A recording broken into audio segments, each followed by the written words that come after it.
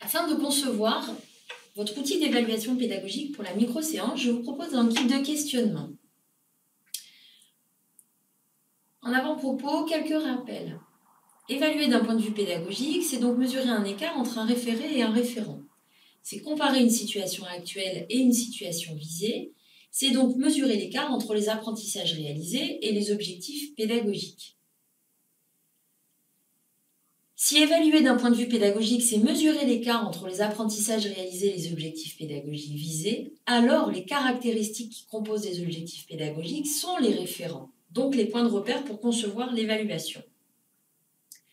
On entend par caractéristiques pédagogiques la performance attendue, signifiée par le comportement observable, donc le verbe d'action, les critères de réussite et les conditions de réalisation.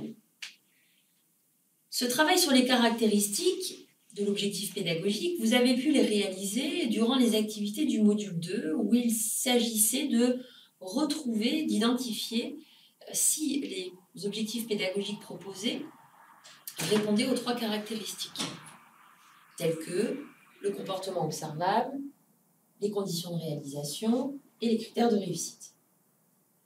Donc ces 3 caractéristiques sont des points de repère pour concevoir l'outil d'évaluation. En effet, si je les ai définis dans l'objectif pédagogique, lors de l'évaluation, je ne peux pas en définir d'autres. Les questions à se poser pour concevoir un outil d'évaluation. Est-ce que l'outil d'évaluation respecte-t-il bien la qualité de la validité? Suis-je bien en train d'évaluer un contenu ayant fait l'objet d'une activité d'apprentissage? L'outil d'évaluation respecte-t-il bien la qualité de la fidélité? Le comportement que je suis en train d'observer, donc d'évaluer, correspond-il à celui formulé dans l'objectif pédagogique? L'outil d'évaluation respecte-t-il bien la qualité de la fiabilité? Les conditions de réalisation du comportement sont-elles bien identiques à celles formulées dans l'OP? L'outil d'évaluation respecte-t-il bien la qualité de la sensibilité? Là, ce qu'on va plutôt aller interroger, c'est les critères de réussite.